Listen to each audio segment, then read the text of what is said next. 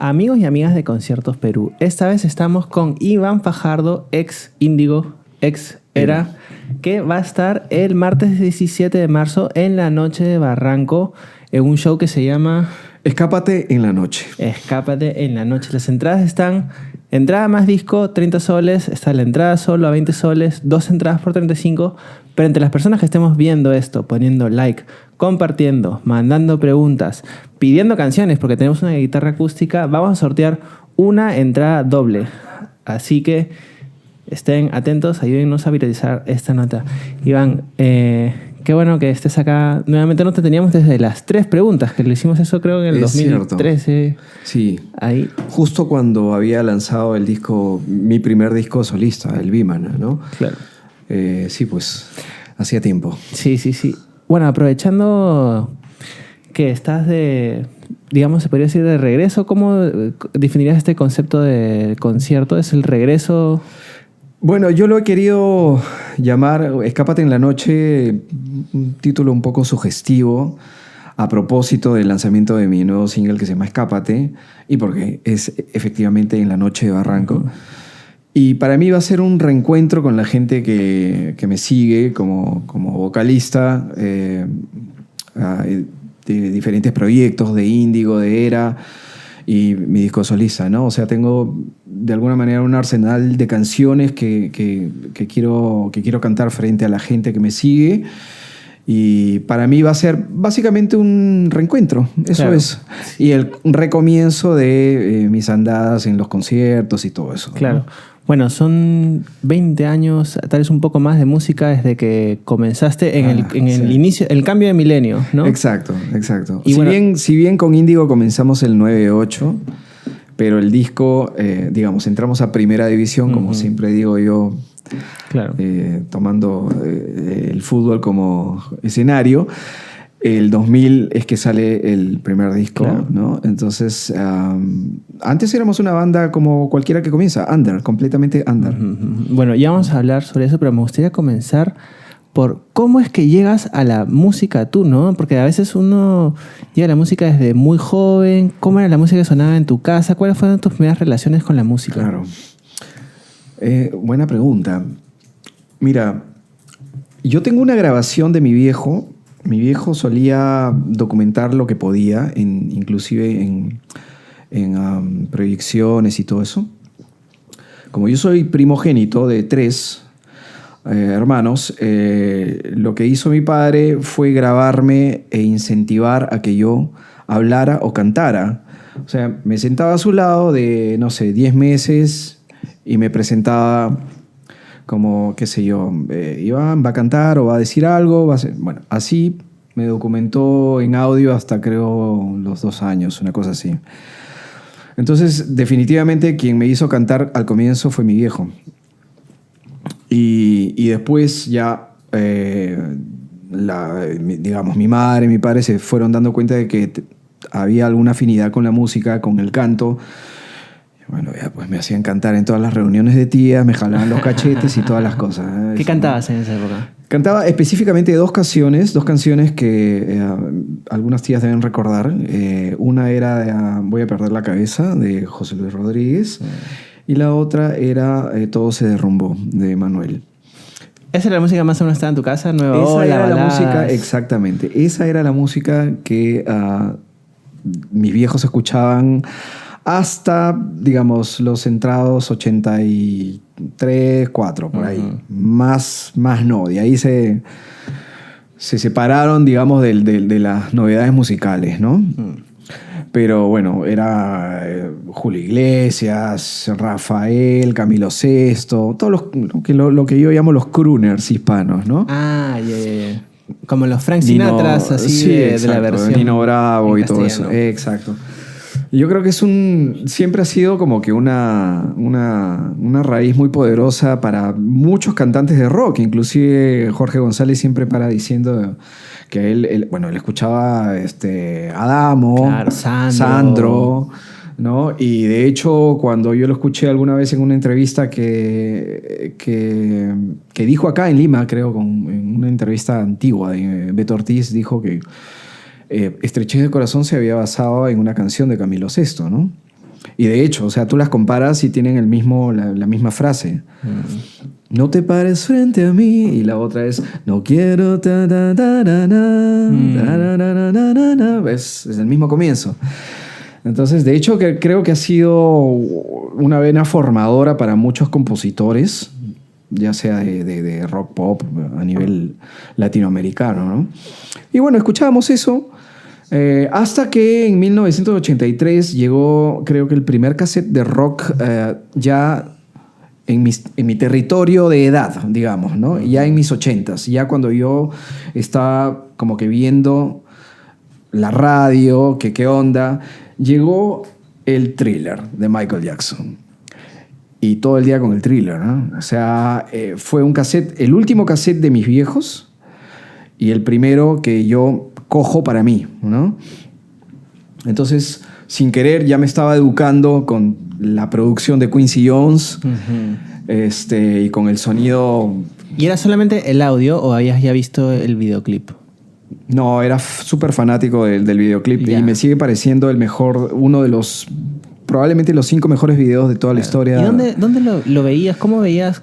O sea, estás hablando de 83. En el 83... ¿Cómo se veía un videoclip de Michael Jackson acá en el Perú? En los programas de domingos o de noticias, generalmente, pero era muy difícil que pasaran los 14, 15 minutos que dura el video, ¿no? O sea, solamente pasaban o a veces lo pasaban al final de un programa, como suben las letritas y tú querías ver a los muertos y toda la cuestión, ¿no?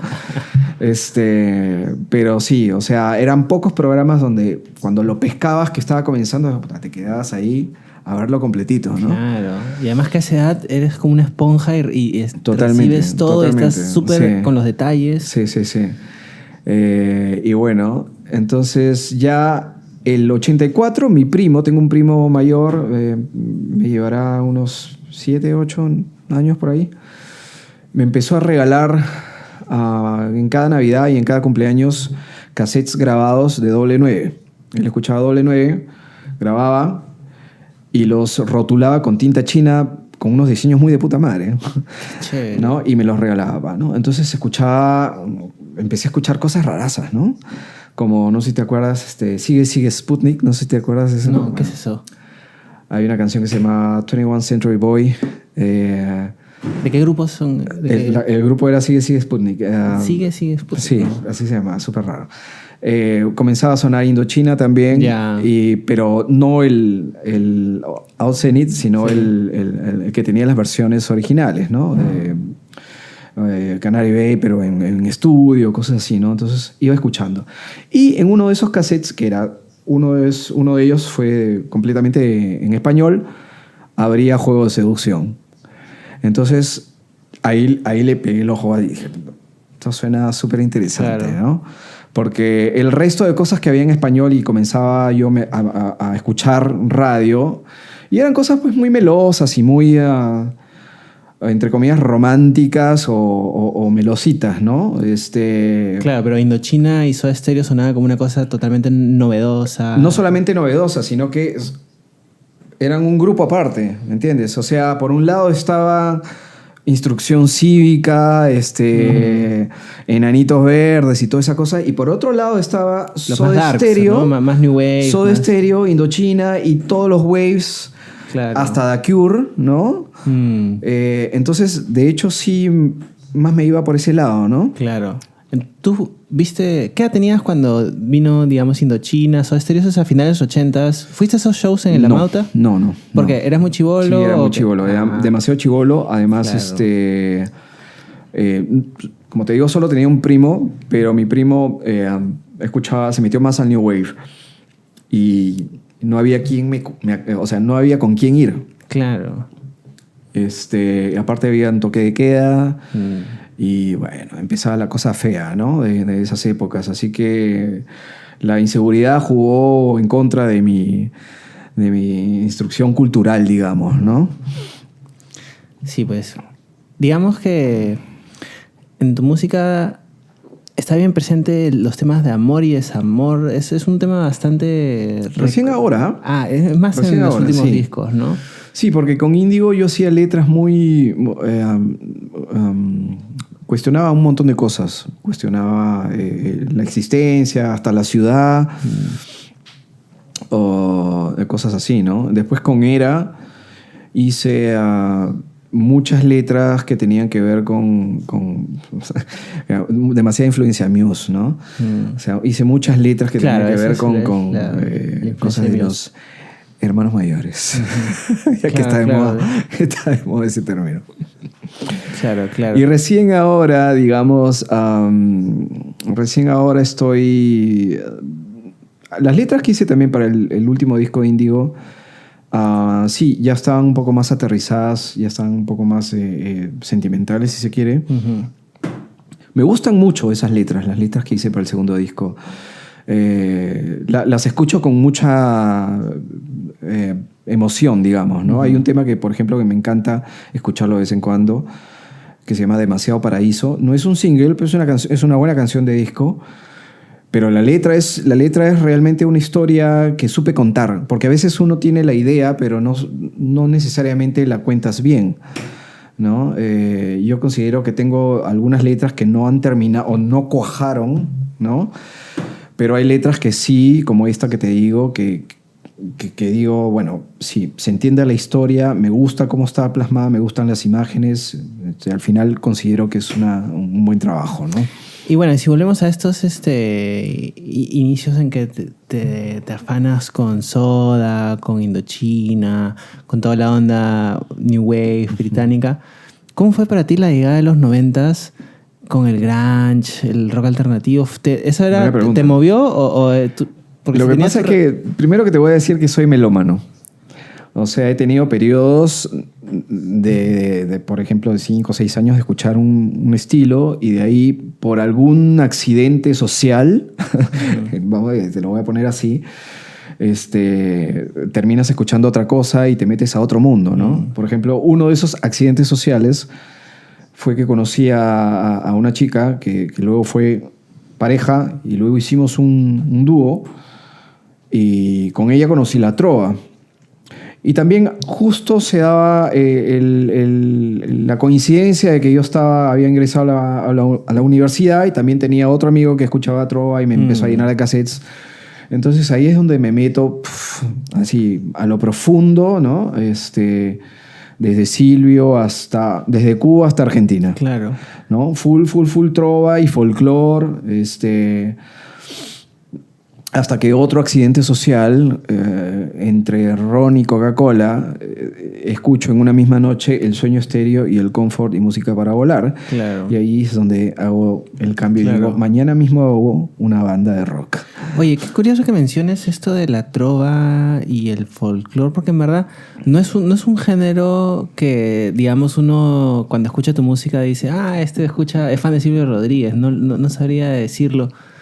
¿Tú pondrías un ejemplo de en qué canción tuya sientes que hay influencia de trova o de esta movida más de guitarra de palo, más de campestre, así por así decirlo? Interesante pregunta.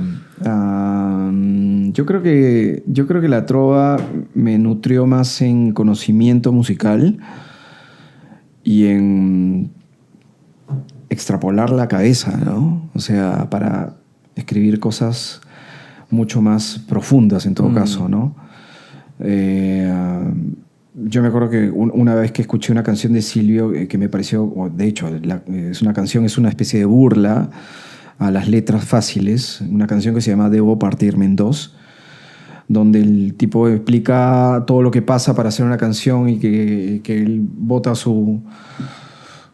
todo lo que tiene dentro y llega al coro y el coro lo hace: te quiero, mi amor, no me dejes solo, no puedo estar sin ti, mira que yo lloro. O sea, y es una especie de burla a las letras fáciles, ¿no? Claro, entonces, el tópico más común posible. Exacto, ¿no? Entonces yo creo que más que en composición, la trova me nutrió en profundidad de visión, quizá.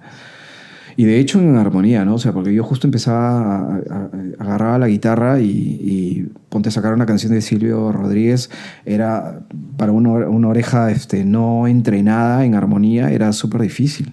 Silvio utiliza semidisminuidos, disminuidos, muchas inversiones, o sea, acordes rarísimos que a uno lo hace abrir un poco la oreja, ¿no? De hecho, eso sí me enseñó bastante. Claro. Y de ahí de Silvio Rodríguez, una guitarra acústica, ya mencionas en los 90 este sonido ya de esas guitarras. ¡Chuan! Claro, Así. justo se da que yo empiezo con la trova en el 93.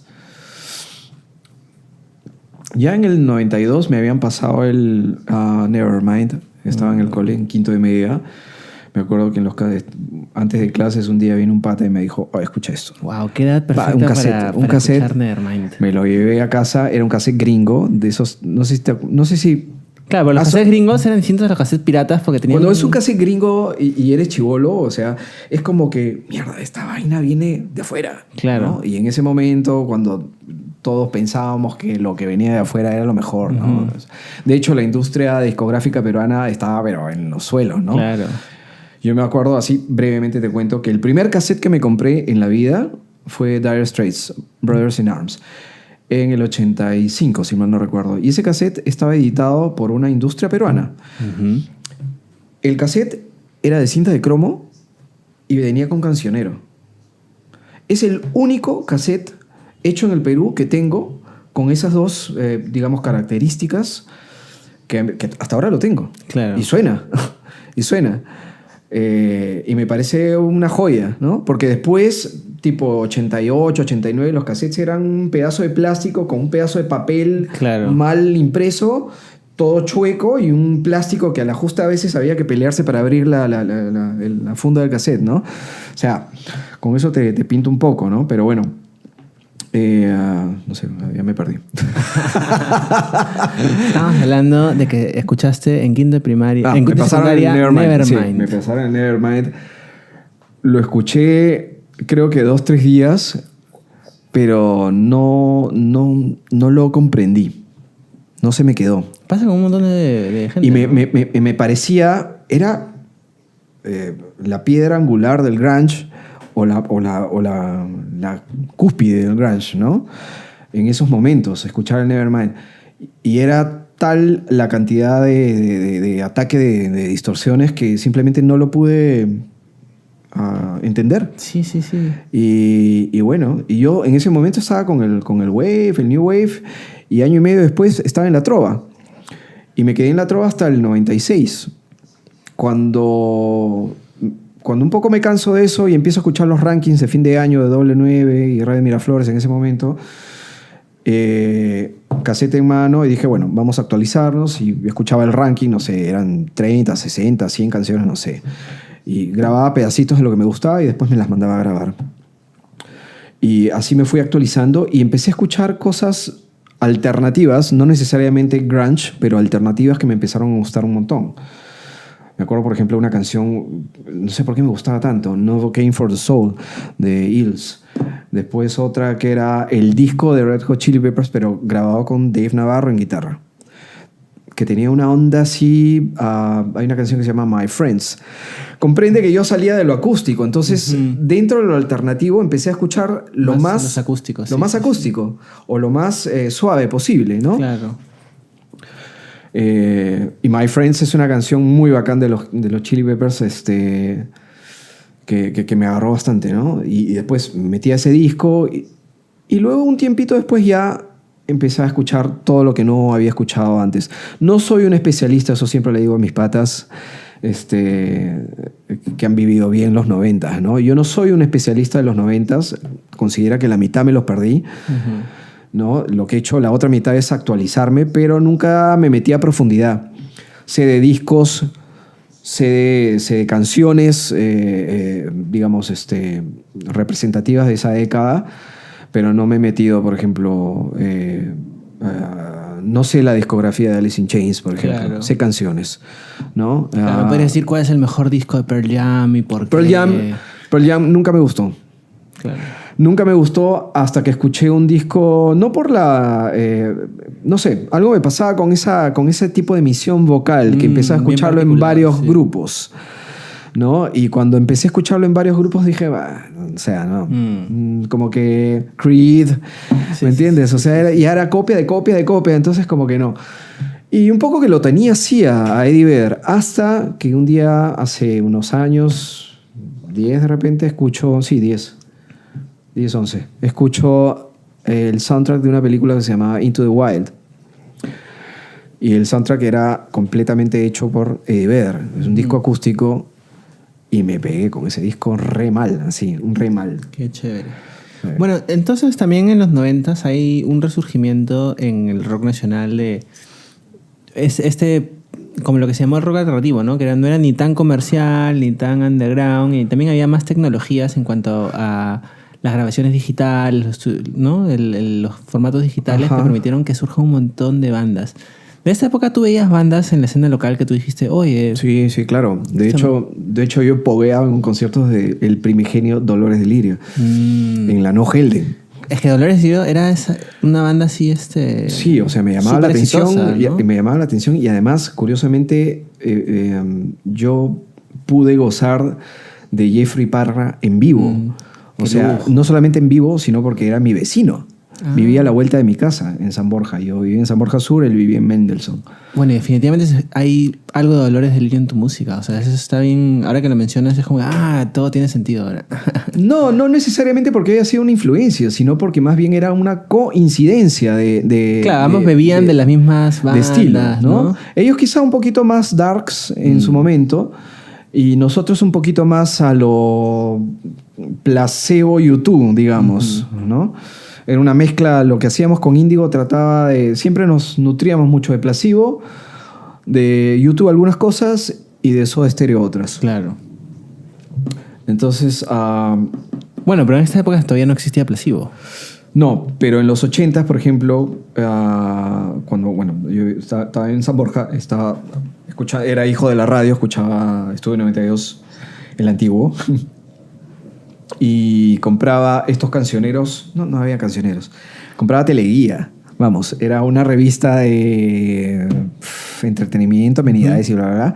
Pero que en la parte del medio, ¿no? Donde estaba la costura, las grampas, habían 6 letras y siempre venían 6 o 7 letras de canciones. Entonces, para mí era un fijo comprar una teleguía para aprenderme las canciones de The Cure o lo que sonaba en radio, ¿no? Hasta ahora me sé In Between Days por una teleguía, ¿no? Curiosamente. Qué bueno. Sí, estaba de este lado izquierdo, no me acuerdo.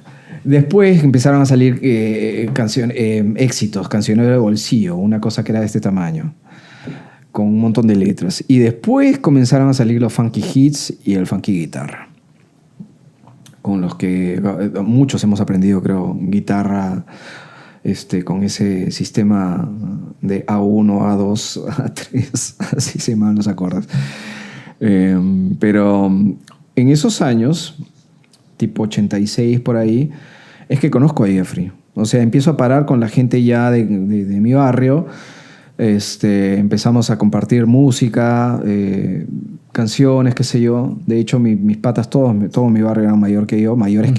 Entonces tenían discos. Había uno que escuchaba death metal. Al frente estaba Jeffrey Parra, que escuchaba, bueno, desde todos los 80 Wave. Y me acuerdo un día que fuimos a la casa de Jeffrey y estuvimos escuchando en el piso con un tocadiscos y él con una guitarra. Mucho me acuerdo de ese momento porque es la única vez que entré al universo de Jeffrey. Y bueno, y después terminó siendo un pilar, digamos, de Dolores y un estilo, ¿no? Pero bueno, es parte de las cositas que uno vive así sin querer, ¿no? Claro. ¿Y cuándo es que tú te animas a hacer tu propia música? Yo desde chico quería hacer algo musicalmente. O sea, y ponía la grabadora, ponía un cassette y en un comienzo lo único que sabía tocar era una especie de pandereta que venía con un cuero un cuero para qué sé yo, ¿no? Sí. Entonces así literalmente lo que se me ocurría lo grababa. Lo que sí hacía, y es muy cómico, hacía carátulas de discos. Yo tenía cierto digamos, inclinación al dibujo. De hecho, me suspendieron en el colegio por hacer historietas sexuales. Sí, fue muy gracioso. A mi vieja no le gustó mucho, pero me hice famoso en el cole por eso. 6 días me Antes superé. de que los jóvenes pudieran ir a una cabina de internet o buscar en el celular, había que... No. Sí, yo hacía un cuaderno cuadriculado era una especie de semanario donde habían varios sitcoms, ¿no? O sea, y simplemente llegaba a clase y me lo pasaba por las carpetas hasta que volví a mí. Y un día me lo pescaron y bueno, fui. 6 días en cana. Pero bueno, yo hacía carátulas de discos.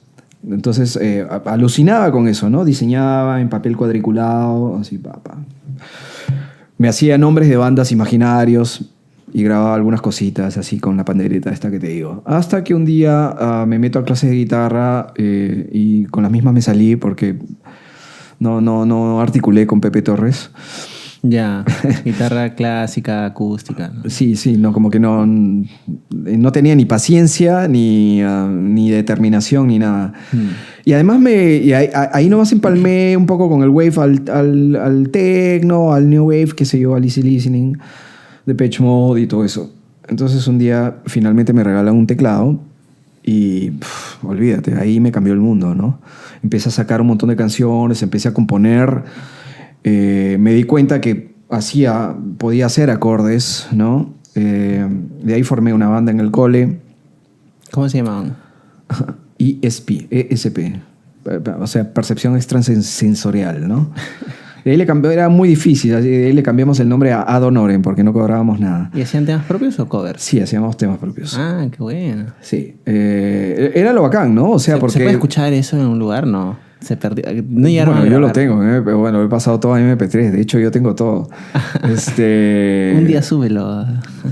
Un día está buena la sugerencia. Un día voy a hacer un story con 15 segundos de audio de Iván Fajardo y su banda en una sala de ingeniería. Nos íbamos a ensayar ingeniería. Casi al filo del ¿cómo se llama? Del cerro. ¿En qué año estamos hablando de esto? 90. Yeah. 90, 91 y 92. El 92 recién descubrimos un estudio, digamos, que nos quedaba más cerca, en Carrequiri. Astros se llamaba. Me acuerdo porque me dieron un sticker. Y ahí grabábamos, sí, 3 covers, pero no temas propios. Oye, ahora que mencionabas esto de las carátulas de los discos, a mí me han pasado que he visto antes, ¿no? Antes de que uno escuchase música en internet, ibas a la tienda de discos y simplemente veías carátulas y es como te dan ganas de comprarte el disco por la carátula. Exacto. Yo estaba, por ejemplo, a punto de comprarme un disco de Fatboy Slim, ese que salía un gordito, ¿no? Y decía, oye, esa carátula está interesante que quiero comprarme, pero era una época en que los discos costaban $15, ¿no? Entonces no era una decisión así nomás. No, 15, o sea, hasta 20, 21, claro, 25. Hasta 20, ¿no? Yo he sido vendedor de discos antes, justo en el primer año de Indigo. Yo estaba trabajando en Musilandia Blockbuster, o sea, las islas que vendían discos CDs dentro de los blockbusters. Mis primeros CDs que compré con mi regalo de Navidad fue en Blockbuster. Qué cagarrita. Sí, pero estamos hablando del 98. Bueno, volviendo a las carátulas, ¿cuáles son tus carátulas favoritas, carátulas icónicas? ¿O alguna vez compraste un disco solamente por la carátula? No, por supuesto que sí. O sea, de hecho, el que yo haya hecho se debe a que descubrí un disco de Muse, el Absolution. La carátula esta donde está el pata mirando al cielo y en el suelo, digamos, hay sombras de cuerpos casi, digamos, podría decirse extraterrestres, no lo sé, porque no tienen pelo, o sea, no tienen cabello, y son toda una sincronía de seres en cruz, que supuestamente están flotando y proyectan la sombra en el piso, ¿no? Y el tipo lo está viendo. De hecho, yo vi esa carátula y, como dirían los argentinos, flashé.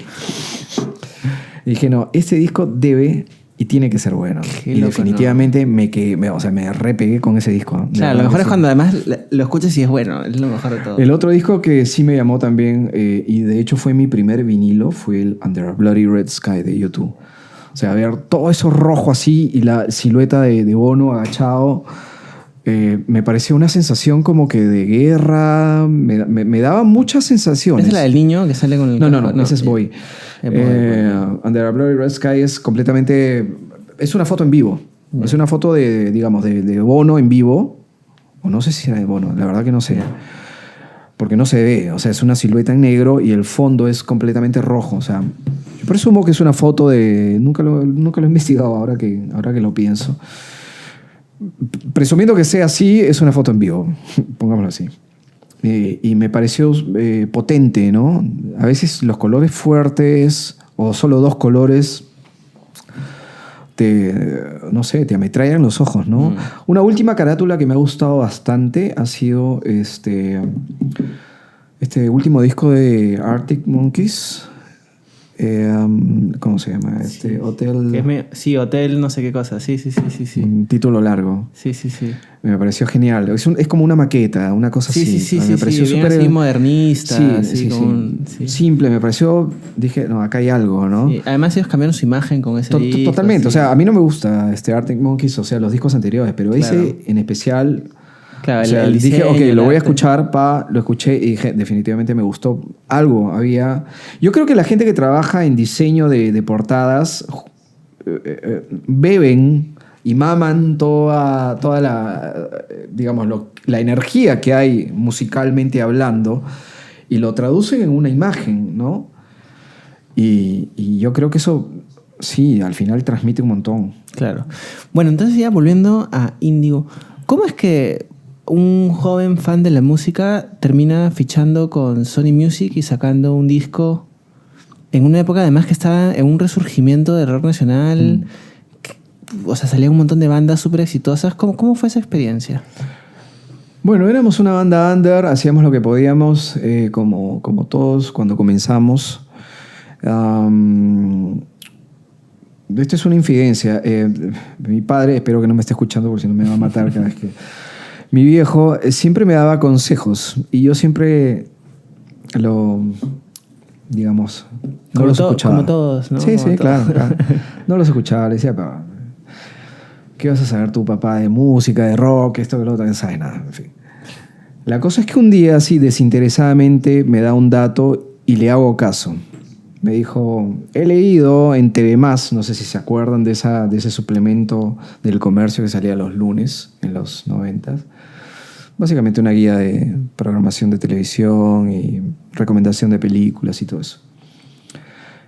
Ha salido un artículo en TV+, que están buscando bandas para el soundtrack de una película peruana. A ver, anda, no sé, pues, me dijo. Me dije, bueno, ya veré.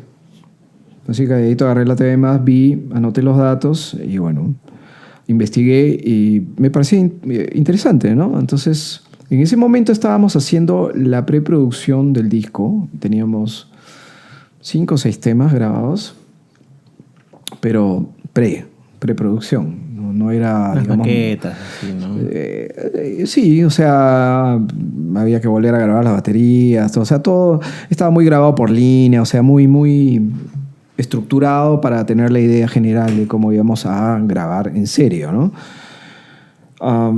Entonces fui, llevé unos demos, les gustó y yo sugerí una canción que justo... Estás hablando de Ciudad DM. Sí. Yo sugerí una canción que justo habla de Lima, una canción que yo hice que se llama Cielo Gris, y les dije, esta canción habla de Lima, de hecho va a ir con Ciudad M, ¿no? Pero igual dejé unas 5. Después me llamaron de la productora y me dijeron que habían escogido Soledad y que íbamos a estar dentro de la película. Ok, dije, bacán. Y luego me llaman de Sony, porque yo ya sabía que el disco se iba a sacar con Sony y todo esto, que iba a ser el primer soundtrack peruano. Y luego me llaman de Sony y me dicen, bueno, ven a firmar el contrato y toda la cuestión, ¿no? Entonces cuando voy, el contrato no decía Soledad, tampoco decía Cielo Gris, decía Voces Lejanas. Y comprenderás que en ese momento estoy con el lapicero y leo Voces Lejanas y digo... Ya qué chucha. Que sea la que ellos quieran, no sé, me da igual, estoy firmando un contrato con una disquera, la mierda. Ya está.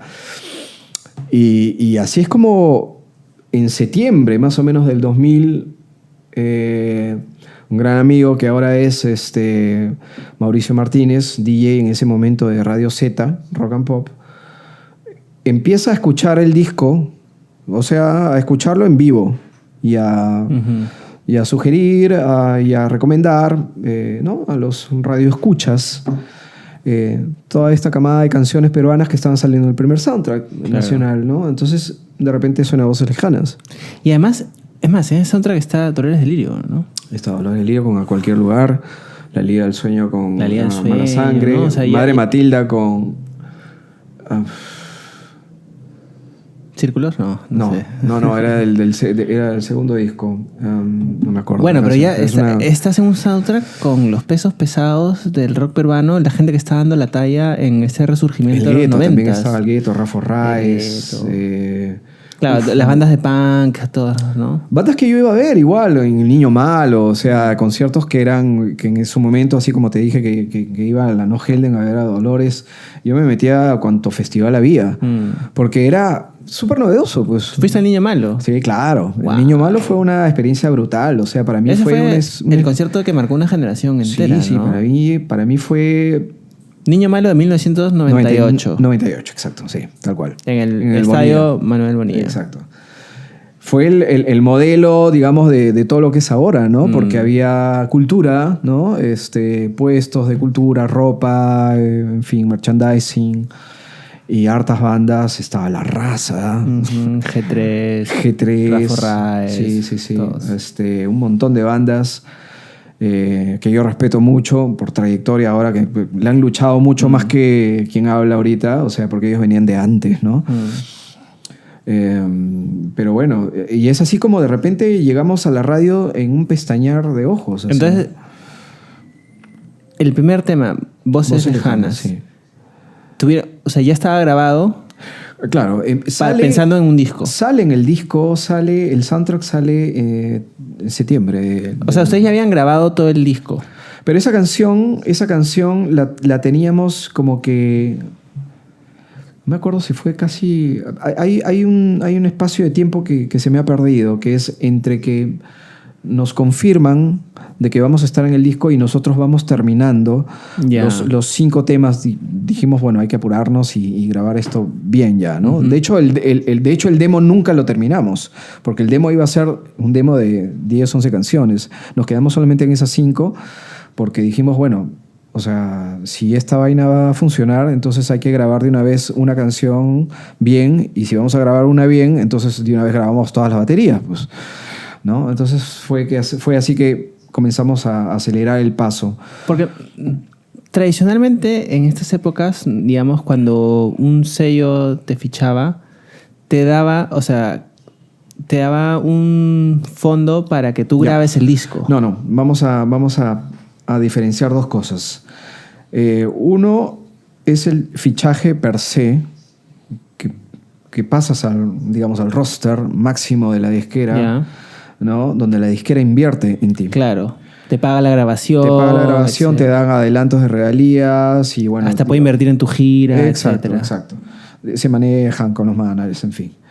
Y el otro contrato, que es el que nosotros tuvimos, era un contrato de distribución. Ya.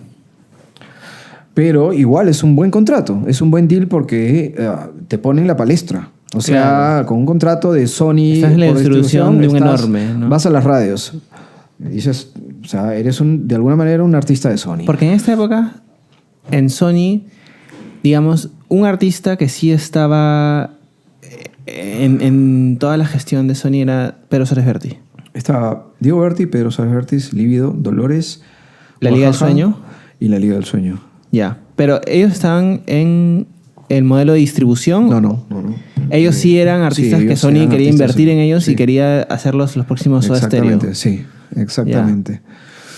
Entonces, el resto de nosotros, de otras bandas que empezamos a tener acceso a radio, la mayoría tuvimos contratos de distribución. Porque se gestó un movimiento que se le llamó el boom del rock peruano. Uh-huh. Y estábamos entre Radio América, Radio Miraflores, Estudio 92, Planeta. Entonces, hasta en algún momento llegamos a pensar de que las radios estaban peleando por pasar más rock nacional, lo cual nos parecía anecdótico y muy, muy bacán. En pocas palabras, estábamos surfeando una ola. Eso ya no es los 90, ya estamos en los 2000. Ya estamos en el 2001. 2001. El 2001 arranca heavy un poco. Y de hecho el soundtrack es como que una piedra angular, ¿no? De todo esto. No reconocido porque ese soundtrack creo que no tuvo, creo, la trascendencia que debería haber tenido para ser el primero. El primer soundtrack ahora que peruano por una transnacional. No lo tengo tan claro que era el primer soundtrack. Sí. Probablemente porque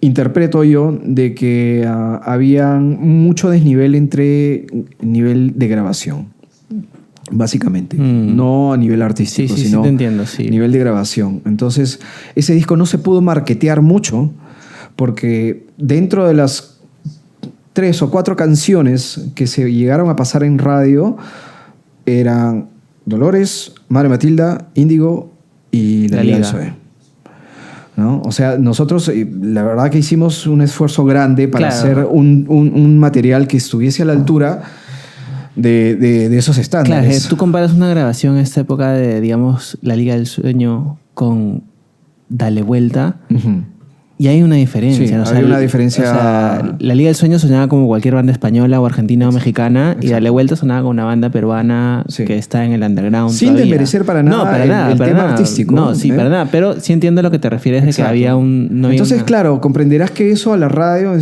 rebotaba. Entonces, justamente por eso creo que también, más allá del hook que tiene la canción, sí nos jugó a favor, ¿no? Entonces, esa canción se hace super hit del año 2000 en Radio Miraflores. Al mes siguiente de eso se hace número 1 en Radio América. Luego llega a Estudio 92, también se mete creo que al 4º puesto, ¿no? Igual más, creo, por ahí. Y bueno, así fue. ¿Y qué significaba en esta época ser un número 1 en la radio? Significa, tú dijiste ya, pucha, limosina, vamos a gira por Estados Unidos, Europa, nos llega un cheque de 4 cifras todos los meses o 5 cifras, o sea, ¿cómo es que realmente eso se traduce para alguien que... Para un joven de 20 y picos. Claro, ¿no? O sea que... De hecho, una emoción. O sea, sí recuerdo... Yo era el más afanoso con el tema de escuchar los rankings o que te pasen la fotocopia, el Spotlight, que era el reporte de rankings radiales de todas las redes del país, ¿no? Y ver cuántas veces te escuchan, cuántas veces te pasan a la semana y todo eso, ¿no? Digamos que mi cabeza comenzó a pensar como disquera, ¿no? Y a la vez... era parte de la historia, entonces sí, de hecho había una carajo, estoy en la radio, ¿no? Es como en las películas. El sueño de todos. Es como esas películas, ¿no? De las bandas amateur. Lo logré. Que llegas y de repente se escuchan en la radio, sí, qué bacán. Y de repente eres número 1, ¿vale? Y de repente vuelves a ser número 1 en otra radio, qué sé yo. Entonces, definitivamente sí, fue un momento interesante. Sobre todo se llega a notar cuando presentamos el disco en el Hard Rock Café, en el antiguo, en el primero. En el Arcomar.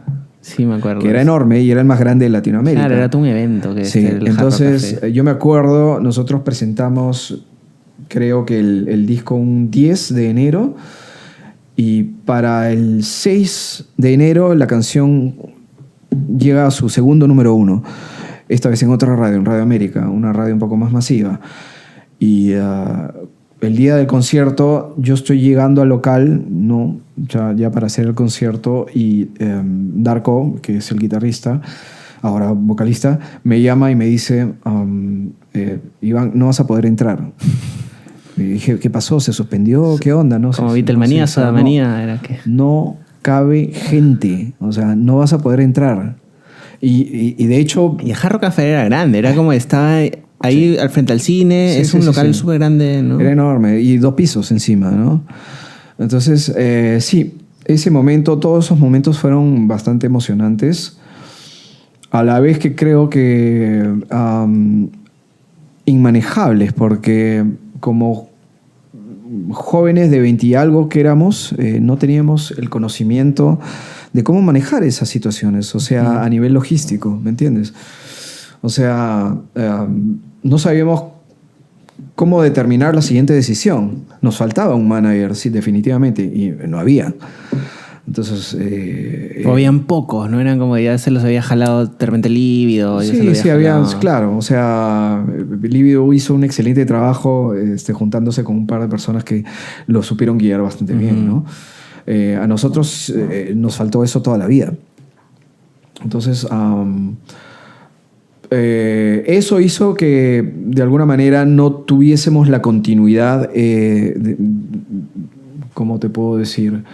La continuidad de conciertos, de presencia en vivo, ¿no? Con las condiciones económicas favorables. Porque y todo eso. A pesar, ¿no?, de que, bueno, en este modelo de estas épocas que estamos en el cambio de milenio, todavía la gente compraba CDs.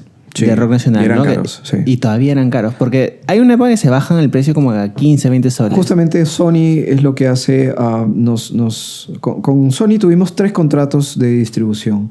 El de Voces Lejanas, el del disco en sí, completo, y otro por Alas Humanas que bueno, salió en una edición especial de Pepsi, en fin. Pero cuando sacamos el disco con ellos, nosotros ya teníamos nuestra edición en el mercado. Ellos sacaron la suya, que costaba 15 soles, que se llamaba Precio Peruano...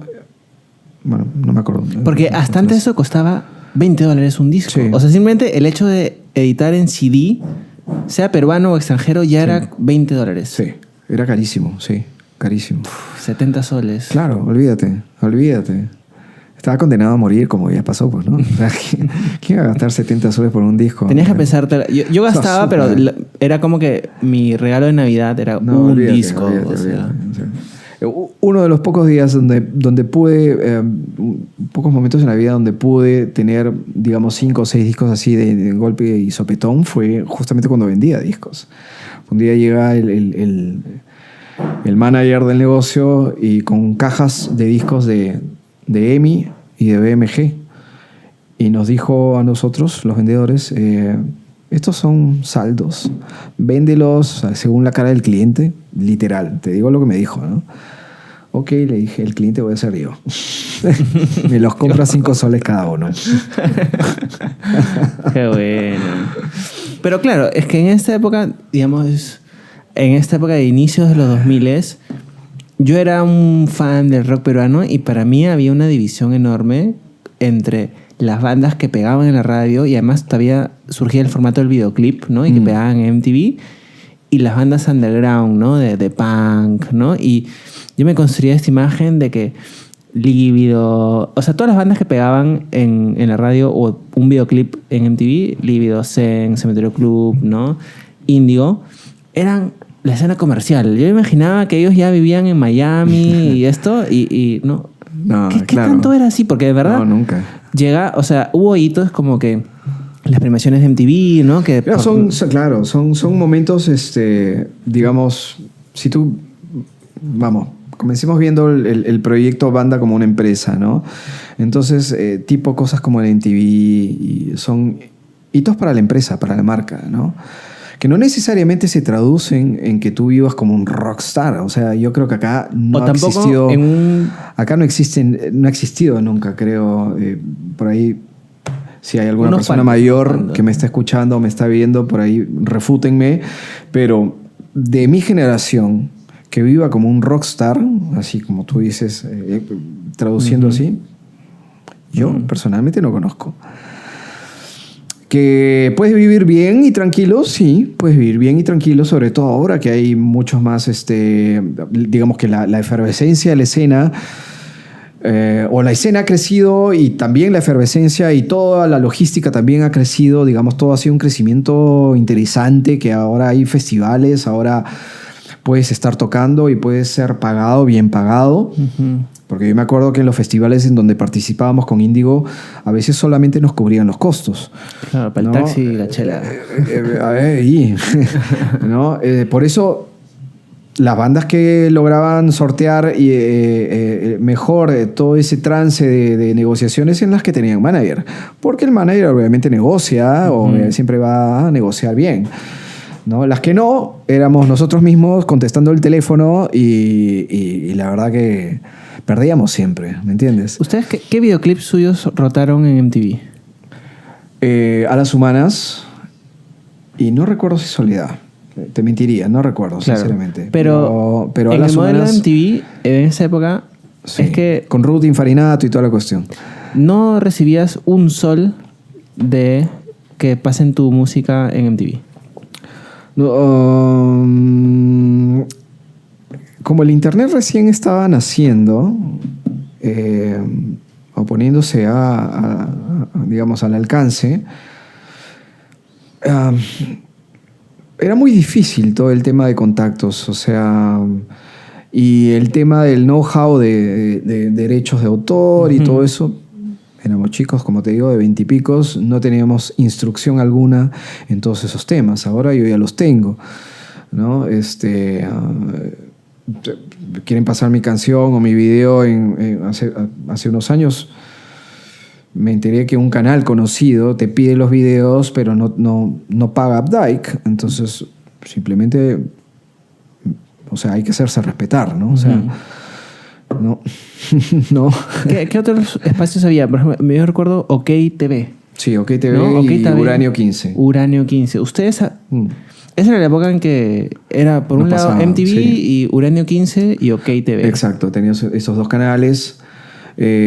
Pasaban videos de Índigo, sobre todo en Uranio 15, sobre todo pasaban el video en vivo de nuestra participación en un festival que se llamó Sector 15, que fue en el Lawn Tennis, Mar de Copas, Lívido, Dolores creo también, no recuerdo más, otras bandas más. Eso lo pasaban a cada rato, ¿no? Muy curioso porque en ese concierto la gente está sentada en sillas de plástico blancas, ¿no? Hoy en día es un festival grande, ¿eh? Mucha gente no se puede imaginar esto y ha sido algo que se ha ido combatiendo con el tiempo, pero en los 90s o inicios de los 2000s la zona VIP de los conciertos, no importa si era Molotov o algo así fuerte, era sillas. Sí, todo el mundo. mundo No había sentado. pogo. No. Qué loco. Yo creo que era desconocimiento igual, ¿no? O sea, era una manera de asegurarse que todo esté en orden con defensa civil, ¿no? Y creo que la mejor manera era poner sillas y que todos estén correctitos, un poquito más íbamos con uniforme escolar, claro, ¿no? Y con la escarapela y todo, a ver un concierto de rock. Claro. ¿No? Así de ridículo era, pero bueno, menos mal se ha pasado la página. Claro, a mí me contaron esto del molochete que tocó Molotov y contó el machete, de que cuando comenzó el concierto las sillas volaron y la gente se coló a VIP y ahora como que... A nosotros nos pasó algo parecido. Tuvimos un concierto así con Índigo en el Marina Park. Era con el auspicio de Estudio 92 y iba a ser un concierto electroacústico, ¿no? Pues y estábamos ahí, el baterista Ricardo estaba con Hot Rods, o sea, para no hacer mucha bulla, pero llegó a aburrirnos en determinado momento. Nosotros estábamos completamente sotas, ¿no? Soteadazos, y un poco que nos miramos y dijimos, le subimos.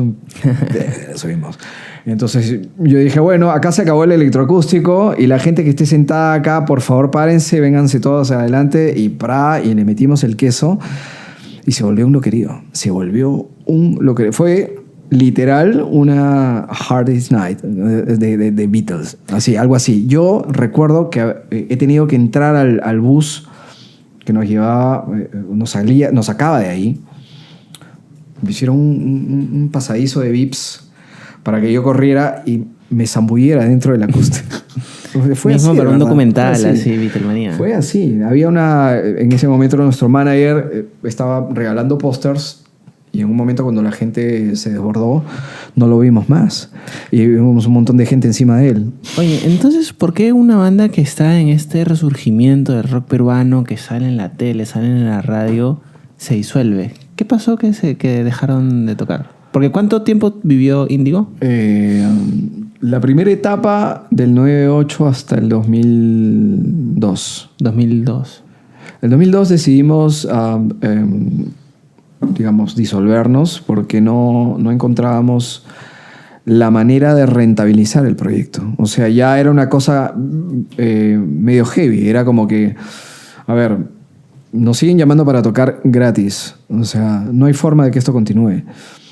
Y estábamos cada uno cada uno igual también tenía sus vestigios de carrera, en todo caso, claro, o ideas de tener una carrera, qué sé yo, muy aparte de la música, ¿no? Entonces, no encontramos la solución y decidimos dejar de tocar. Yo me voy a Estados Unidos y al regreso me llaman para una especie de coda. Me dicen, oye, nos hemos vuelto a juntar y hay unos nuevos temas. Y empezamos a maquetear un segundo disco. Y finalmente ya nos separamos el 2004, ¿no? Y del 2004 hasta 10 años después, 2014. Claro. Yo estaba con Vimana y hago el crossfade con las ideas de, oye, si nos juntamos y acabamos este segundo disco que nunca acabamos y vemos que... Y bueno, ahí comenzó hasta que nos salió, bueno, fuimos a México a hacer una especie de gira el 2015, ese año volvimos a juntarnos acá a tocar, tocamos en un par de festivales. Sí, fueron súper bien recibidos, ¿no? Ese regreso, ¿no? Porque digamos además pertenecían a esta gloria del rock de inicio de los 2000, ¿no? No sé si gloria, pero digamos que la formación, digamos, podría decirte, ¿no? De bandas que estuvieron ahí, ¿no? Que estuvieron ahí. Entonces, bueno, hicimos el segundo disco, me gustó, fue nominado a Mejor Disco Pop Rock, el Premio Luces, en 2017. Ganó We the Lion. Discazo además que hicieron. Y bueno, de ahí nos fuimos separando, ¿no? Primero se fue el bajista, el mismo 2015. El 2017 Ricardo sale de la banda, nos quedamos Darko y yo. Yo comienzo a tener otras inquietudes musicales, ¿no? O sea, más allá del formato sonoro de Índigo, yo ya comienzo a sentir la necesidad de expresar otro tipo de música. ¿Y eso es la influencia de Muse? No necesariamente, no. Porque eras como más Muse. Eras completamente Muse. Como te digo, como que yo siempre he sido movedizo en la música, ¿no? O sea... tengo etapas, entonces como que la etapa post-punk, new wave, Britpop y todo eso ya no me nacía para hacerla, ¿me entiendes? A tal punto de que en el segundo disco ningún tema es mío, todos son composiciones de Darko. Yo he puesto la melodía y las letras, casi la mayoría, pero no me nació poner una canción. No podía componer ya más en esa onda. Yo ya estaba con otras ideas, estaba madurando otras cosas, ¿no? De hecho, venía del Vimana, que el Vimana era una especie de compilación de muchas canciones que yo compuse a lo largo de desde chico. Claro, que Vimana es tu primer álbum como solista propiamente dicho, ¿no? Exacto, sí. Pero ni siquiera es una fotografía del momento, sino es un álbum de varias fotografías. Por ejemplo, Me Voy Dejando es una canción del 2001. Yo la compuse el 2001 y sale el 2013, imagínate. Carrusel también es una canción del 2001. ¿Qué otra canción? Pasa el tiempo y va a ser para Índigo, para el segundo disco de Índigo. O sea, estamos hablando de 2003, 2004. ¿No? Vimana sí es una canción que hice más o menos el 2008, por ahí. Lo mismo que Abducido y Desencanto. Pero era una colección de momentos en mi vida como compositor. Entonces, esto era un precedente a que, de hecho, iba a pensar en un segundo disco solista, pero ya bajo un concepto, ¿no? Que eso es lo que estoy haciendo ahora. Oye, Iván, bueno, y entre Índigo trabajo como solista, ¿qué tema te animarías a hacer acústicamente acá? Qué buena pregunta. ¿Algo nuevo, algo viejo? ¿Puedo hacer una estrofa de cada cosita? ¿No? A ver, un medley. De repente un cosillo así. Voy a quitar los antifaces. El micro.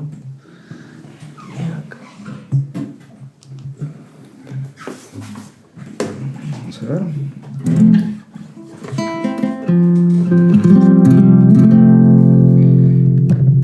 Vamos a hacer una estrofa y coro de esta que fue el single de mi disco Bimaná. Me voy dejando, ¿no? Todas las noches tienen ojos y una mirada que hipnotiza, que me sigue, me vigila, dimensional y con vida, se refleja en el momento justo aquí. Horas inciertas pasan. ¿Dónde quedó mi mente? Si fui yo quien la perdía. De repente tan sinuosa es la vía. El Olimpo no lo reinan solo dos. Me voy dejando a lo que venga. Te voy dejando aunque no quiera.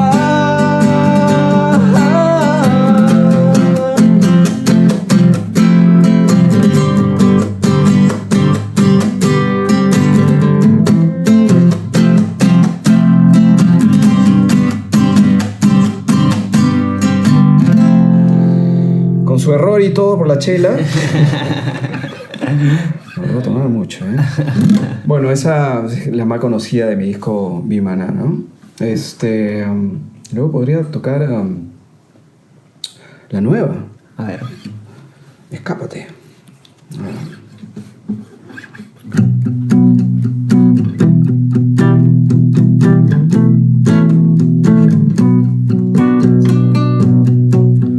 ¿Cómo aprender a simular un deseo?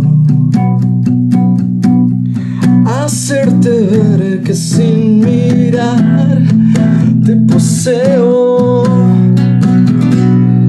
Por ti yo caigo en remolinos al cielo.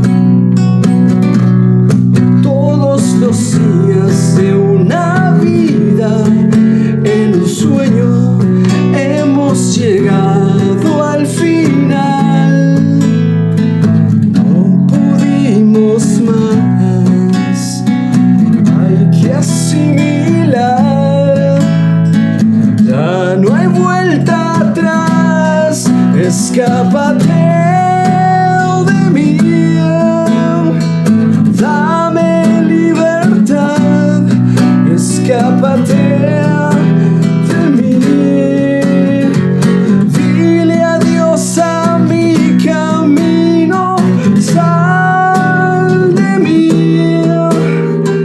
Quiero despertar, escápate de aquí o de mi amor.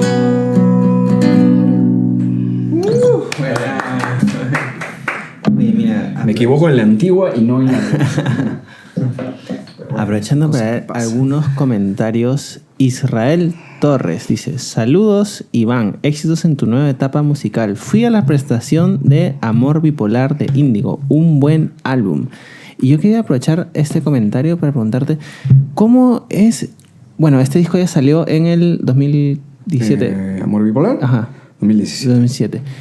¿Cómo es este nuevo público que ha surgido tal vez casi 20 años después? ¿Cómo ha sido meterte a nuevos públicos? Porque, digamos, o sea, para mí, yo soy de la generación que te conoció a inicio de los 2000, ¿no? Pero han pasado 20 años desde entonces. ¿Cómo ha sido este nuevo...? Interesante, auspiciador, porque si hay algo que ha pasado con el público de ahora Sí, algo que ha pasado con el público de ahora es que es mucho más abierto a todo tipo de música.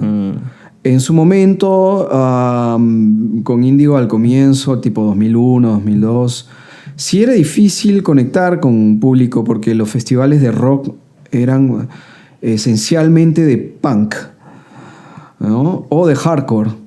Claro, si no armabas el pogo, la gente no te prestaba atención. Exacto. Y recuerdo mucho un concierto que tuvimos en la avenida Petit Thouars, se llamó Nacional Sale a la Calle. Wow, ese concierto es histórico, ¿no? Sí. Es más, hasta la cifra de asistencia todavía es 15.000 incierta. por ahí, más o menos entre 11 y 15.000 personas. Sí, yo me acuerdo, fue algo así espeluznante, ¿no? O sea, ver toda la Petit Thouars cerrada y un bloque de gente, ¿no? Y nosotros muy conscientes de que al público le gustaba el queso fuerte, como decimos a nivel guitarra, ¿no? Dijimos, ok, bueno, vamos al mango, ¿no? Y salimos a tocar nuestros temas con toda la distorsión posible. Y gracioso porque eran temas tipo Soledad, o Voces Lejanas, qué sé yo, no recuerdo bien, pero ya estaba con el level de distorsión al mango, ¿no? Y sí, o sea, aún así había que ganarse al público que escuchaba solamente la música que tú hacías, ¿no? Ahora la gente sí es mucho más abierta. Creo que la cultura festivalera ha hecho bastante como para que la gente acepte. Aún así veo cosas como hace poco lo de Armonía 10, Envío por el Rock y todo eso. La gente en Facebook... Bueno, yo me río de eso porque yo he tocado en festivales rockeros, tipo en Radio Comas, en Comas, cosas, y tocábamos bandas de rock tipo Lívido, Índigo, y al costado estaba Aguamarina, estaba ¿cómo se llaman esto? Los que hacían tecnocumbia, las que hacían tecnocumbia. Y era muy normal, ¿no? O sea, que los festivales fuesen así. Claro. Entonces, pero bueno, poco a poco, ¿no? Y en términos de, digamos, la industria o el negocio de la música, para alguien que ha pertenecido a esta época en que Sony fichaba o distribuía bandas, todavía la gente compraba CDs, ¿cómo es estas épocas de Spotify? Porque se habla de que, claro, hay mucho acceso a información, pero la torta se ha repartido entre tantos que cada vez hay menos recursos y hasta los grandes artistas se quejan de que no reciben nada del streaming. Bueno, si me preguntas a mí como consumidor de música, para mí Spotify es una maravilla, ¿no? Para mí también. O sea, pagas tu Spotify Premium y tienes acceso a todo el catálogo mundial histórico de música. Y eso para mí es genial, como melómano consumidor de música. Como artista, definitivamente hay un gap ahí. O sea, no te puedo decir que ganemos plata con eso. De hecho, por spin, que le dicen, ¿no? De canción, Spotify creo que te paga 0.005 centavos de dólar. Con lo cual tienes que tener, para ganar buena plata, tienes que pasar el 1.000.000 de reproducciones, ¿no? Y eso es un solo pago, ¿me entiendes? Entonces, el hecho de que no haya el conducto habitual, que era disco, radiodifusión o difusión a través de televisión, radio, que pagan regalías y que le cae al artista, esas sí eran ganancias, ¿no? Ahora, digamos, puedes tener ganancias esporádicas si es que, por ejemplo, grabas un especial para un canal y lo pasan, no sé, 3, 4 meses, ¿no? Uh-huh. Con Índigo hemos tenido, por ejemplo, 2 grabaciones para el canal del Estado. Claro, para TV Perú. ¿Cómo se llama el programa? Noches de Espectáculo. Sí. Los 2 han sido para Noches de Espectáculo, pero uno fue en estudio, ¿no? Que grabamos un programa completo, en vivo y entrevista, y el otro fue una filmación de un concierto en San Marcos, ¿no? Pero el canal del Estado no paga Updike. Es muy gracioso eso, es muy curioso. Yo no estoy en Updike. ¿No estás en Updike? No. Es la única sociedad de gestión colectiva en la que no estoy a nivel Perú. Claro, pero estás en otra que sí Estoy te en BMI, representa. sí. Claro. Pero, por ejemplo, que el canal del Estado no pague regalías a Updike me parece una contradicción para los fines culturales Claro. nacionales, ¿no? De hecho, de ese canal también, sorry que esté... No, es cierto, pero hay que decirlo. Hay que decirlo. O sea, de hecho, a mí, por decirlo, hay un canal bien conocido que, bueno, todo el mundo lo ve, y hay programas musicales y todo, y ellos sí pagan a Updike, pero el canal de Estado no paga por usar tus videos. Y te los piden encima, tus videoclips. Entonces, no hay sentido ahí, no hay lógica. Bueno, y aprovechando ese tema, de hecho tú has participado en varios conversatorios sobre estos debates en cuanto a la cuota de música nacional. Tenemos ejemplos como Chile, por ejemplo, hace poco el Senado aprobó la ley del telonero, ¿no? Exacto. Que tiene que tener un telonero nacional. ¿A ti te parece importante? Porque hay gente que dice, son los rockeros renegando porque nadie les da bola. ¿Tú qué tan importante ves esto de la importancia de la Lo que cuota? pasa es que creo que los rockeros somos los únicos que piteamos dentro de la gran torta de estilos que hay. Pero en realidad debe haber una regulación, completamente de acuerdo. Yo sigo mucho lo que pasa en Chile en ese nivel porque se avanza. He visto que se avanza, ¿no? Así como hay una cuota radial, ahora hay la ley del telonero, ¿no? Entonces hay estímulos para giras. Veo que la legislación, o sea, los que hacen las leyes o los que proponen las ideas para las leyes, hay una preocupación por el avance cultural de su pueblo, que no lo hay acá. Nosotros, claro, cuando los rockeros alguna vez hemos piteado y hemos hecho alguna conferencia o ese tipo de cosas, medio que somos mal vistos por las mismas corporaciones, porque es como que estamos atentando a la libertad de mercado, ¿no? Que es la excusa perenne de toda la vida, ¿no? Que porque reclamas por algunos derechos, sean derechos civiles o para a nivel cultural, estamos atentando. Claro. Yo personalmente creo que es el tema de igualdad de oportunidades. Por supuesto. El tema de la competencia, sea en la industria de la música o del cine. O sea, un artista peruano compitiendo con Ariana Grande, Ed Sheeran. Te lo pongo más sencillo porque creo que a nivel música la gente no lo tiene muy visualizado. Vayamos al cine. Cuando tú vas a una cadena de cines ahorita, tipo, no sé, Cineplanet, o sea, ¿qué cosa ves? Rápidos y Furiosos 9, no sé. Los Tortuninjas 54, claro, ¿no? Ok, y hay productores y directores de cine nacional que se matan 3, 4 años haciendo una película para que solamente tenga un fin de semana de exposición y de ahí la saquen. Eso me parece un abuso. Y además que hay que considerar que, por ejemplo, un artista, digamos, como Ed Sheeran, no solamente es que tiene una protección de que Inglaterra sabe de que su industria cultural es una potencia desde los 60 o antes, sino también tiene un aparato económico también enorme de que la competencia es... El K-pop, por ejemplo. El K-pop es una apuesta del Estado coreano. Exacto. Con sus telenovelas, su música. Exacto. Y por algo ahora ya está en todo el mundo, ¿no? Entonces, el Estado coreano le da soporte y subvención al K-pop para que sea un producto de exportación, ¿no?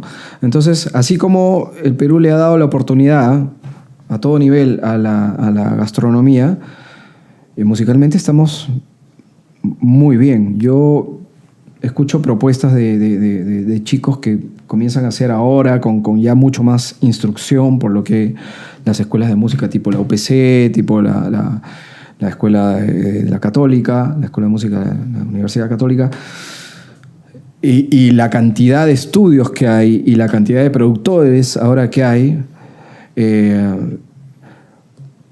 estamos a un super nivel ahora. Claro. A un super nivel. Y tranquilamente deberíamos tener una tribuna de digamos, de exposición, ¿no? Claro, ojalá que algún día podamos ser tal vez como Chile, que tiene una Mon Laferte, una Javiera Exacto, Mena, o exacto. Colombia, que tiene un J Exacto. Balvin, una Shakira. Pero bueno, ya para cambiar un poco de tema, hablando de estos, también con estas aperturas que ha habido en cuanto a los negocios, desde el 2007, 2008 tenemos una gran industria de espectáculos que pasan por acá. Tú que eres fan de Muse, el año pasado tuvimos el primer concierto de Muse en Lima. Este año vamos a tener el espectáculo de Soda Stereo con invitados. ¿Cómo fue para ti? ¿Fuiste al concierto de Muse el año pasado? Siendo un fan de Muse, ¿qué te pareció ese concierto? ¿Ya los habías visto antes? Los había visto antes en Chile, el 2007 o 2008, no recuerdo. Era la época del disco... ¿dónde está Starlight? Se me fue el nombre ahorita. Starlight, The Nights of Sidonia. Bueno, pueden googlear. Sí, sí. Que me pareció una super gira. De hecho, no al nivel espectacular que ha sido el año pasado con semejante escenario, porque el concierto de Chile más bien fue para 5.000 personas en un teatro muy conocido que se llama el Caupolicán. Claro. Y donde era un escenario, un stage bastante ochentero, o sea, con tachos así de los 80, ¿no? Tipo heavy metal de los 80, ¿no? Pero fue un concierto lleno de adrenalina, además porque tocaban muchas canciones antiguas del Muse más guitarrero, menos secuenciado, más guitarrero, ¿no? Y más virtuoso, además de Bellamy, ¿no? Porque a Bellamy hay que gozarlo en varias etapas, ¿no? No como compositor, sino como guitarrista también, que ha sido, y pianista. O sea, porque en ese concierto tocó Butterflies and Hurricanes, que es donde se manda ese solo enorme, tipo Rachmaninoff, brutal, ¿no? Sí, fue muy emocionante. Este concierto del año pasado acá ha sido bueno verlos en casa, ha sido bueno ver que tanta gente ahora sigue a Muse, que es una banda que merece ser seguida por la calidad musical que tiene. Más allá de que sea fan yo, sino que Muse parece que tiene esa consigna de impregnar en sus canciones educación musical, porque básicamente estamos muchas veces escuchando música clásica hecha rock. O sea, y eso te lo digo porque he estudiado música, armonía, digamos, ¿no? O sea, para los que estudian música, armonía, analícense una canción de Muse, una de las dos primeras del último disco. Es completamente música clásica, con batería y sintetizadores a los 80 y toda la cuestión, pero es música clásica. Entonces, Muse es una banda que hay que ver, que hay que oír, que hay que gozar. Y ahora que los vi, digamos, con el monstruo así a los Iron Maiden. Claro, porque ¿no? salía el robot, no sé. Es un guiño a Iron Maiden total, ¿no? Al Eddie. Al Eddie de Iron Maiden. Y también tratando de hacer algo a lo Pink Floyd, ¿no? Que va mucho más allá de la música, sino una teatralidad entre luces, muñecos, cosas raras, ¿no? Bien, sí, me gustó bastante. Me gustó también, hablando de este tipo de conciertos, el último de Roger Waters acá en el Monumental. Claro, Us and Them. Sí, que fue bueno. bestia, ¿no? O sea, a nivel completo, más allá de la música también fue... Claro. Y bueno, Soda Stereo, ¿no los viste en La Mauta? Los viste en el Me Verás Volver. Exacto. ¿Piensas ir a este show? ¿Qué opinas de Soda Stereo post Cerati? Es una pregunta complicada. Es una pregunta complicada porque tengo que hablar en contra de mis sentimientos. Es como que aquí pues no estuviese claro, Stanley, no, pues, y fuese una segunda generación que se han maquillado y todo eso, ¿no? Sí, o sea, los iría. No fui, por ejemplo, a ver el Circo del Sol. No fui porque no me gustaban las versiones musicales. Y el musical tampoco tenía mucho, era más que un circo. Sí, o sea, era un circo con remezclas de... Claro. Para esta vez, no... Parte de eso de Stereo era ver al frontman. Claro, al virtuoso. Al virtuoso Cerati, porque si no era como el 70% del show en realidad, ¿no? Sí, claro. Entre lo que hacía con la guitarra, entre cómo cantaba, o lo que decía, o lo que hablaba. Exacto. O el fuego que le metía al resto de la banda, ¿no? Entonces, ver eso con Chris Martin o O, Vaina no de cantante sé, de Café Tacuba, o cantante de Juanes, Zoe. o Café Tacuba. Me suena más a un Voz and Stereo que, Claro. que eso de Stereo. Y YouTube, que es otra banda pilar entre tus influencias. ¿Los has visto en vivo? ¿Cómo es YouTube en vivo? ¿Y te imaginas a YouTube en Lima? Los vi el 2006 en River para la gira de... qué bestia, se me están olvidando los nombres. Chirimoya ¿La full. 360? No, la 360. El Vertigo Tour. Ya, Vértigo Tour. Los vi en River, justo en la mitad de la cancha. Fue un loquerío. Muy, muy emotivo. O sea, creo que ha sido una de las experiencias... Eso es YouTube, en realidad. Eso es. YouTube te llena de mucha emotividad, de mucha... Soy un habitante del planeta Tierra y estoy conectado con el planeta Tierra. Es algo así, ¿no? O sea, en determinados momentos YouTube te puede hacer llorar en vivo. O sea, de la emoción, de sentir una vaina que no habías pensado antes. O sea, ¿no? Yo creo que Coldplay hace un poquito eso, ¿no? Como que son los hijos de YouTube y tratan de meterle esa emotividad, pero más allá de que Bono sea cuestionado como personaje, Claro. que a veces cae chinche, a veces no, a veces se alía con las superpotencias y tiene su rollo mediático, político, mesiánico, el espectáculo en vivo es inigualable, ¿no? Sobre todo un momento, recuerdo, especial. Habían terminado de tocar Pride, que ya estábamos, digamos, en la tercera, las 3/4 partes del concierto. Ya estaban tocando los mega hits, ¿no? Ya había pasado With or Without You. No, todavía. Estaban en Pride, estaban acabando Pride y se queda una secuencia y sale una voz en off con una proyección de una especie de robot narrando la Declaración Universal de los Derechos Humanos, ¿no? You have right to, usted tiene derecho a tal cosa, ¿no? Acaba esa cuestión y empieza una secuencia de teclado que ya tú solo escucharás y ya se te pone la piel de gallina, que es Where the Streets Have No Name. ¿No? Y Bono empieza a hablar, let's build a dream, o sea, construyamos un sueño de esto, un sueño para lo otro, un sueño nuestro. Y estando yo en Argentina, lo primero que dice Bono es a dream for Peru. Y éramos varios peruanos que estábamos ahí, ¿no? Entonces cuando dice eso, te sientes como que se te parte el ¿Por qué dijo Perú? Porque empieza a nombrar todos los países sudamericanos. Pero empezó con Perú. Entonces fue como que... es como que Farfán hubiese metido gol para clasificar, ¿no? Un poco que te caes, ¿no? Y al final obviamente termina diciendo A Dream for Argentina y el estadio se cae en dos, pues, ¿no? Ahí empieza el riff de Where the Streets Have No Name y esa parte es brutal, así es brutal. Escucharlo en vivo, la potencia es brutal, o sea, es altamente recomendable. Claro. Ese grupo obviamente falta que venga acá. Tiene que venir algún día. Tiene que venir. Sí. Bueno, Iván, entonces, entre lo nuevo que se viene, este es nuevo sencillo. ¿Es tu segundo sencillo que has sacado en tu regreso? ¿Cómo es? No, es el primero con el que estoy regresando a mi senda de solista. La canción se llama Escápate, está en todas mis redes, las plataformas de streaming. Y de hecho, cogiéndome del nombre, estoy haciendo este show que se está llamando Escápate en la Noche, donde voy a tocar las canciones que más la gente recuerda con mi voz. Canciones de Índigo, canciones de Era, canciones del Vímana y obviamente esta nueva canción. Bueno, va a estar Malnovio abriendo el show. Es el martes 17 de marzo, todavía falta, pero las entradas ya están a la venta. ¿Y por qué lo digo desde ahorita? Porque hay un stock. Por eso es que las entradas las he puesto a la venta ya. Hay entrada con disco. Ojo que el disco ya no se vende así nomás. Descatalogado. Si vas a Phantom Music Store, el 99% son videojuegos, ¿no?